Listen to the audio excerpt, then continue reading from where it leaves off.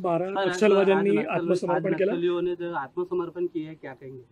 मला असं वाटतं की ही अत्यंत महत्त्वाची घटना आहे, कारण 1 कोटी रुपयांपेक्षा जास्त इनाम असलेले अशा प्रकारचे हे जे माओवादी आहेत यांचं आत्मसमर्पण हेच इंगित करत आहे की माओवादाची कंबर तुटली आहे, आता कंबर मोडलेली आहे आणि त्यांच्या लक्षात आलेलं आहे की ज्या गोष्टीकरता ते हिंसा करत होते ते मृगजळ होतं।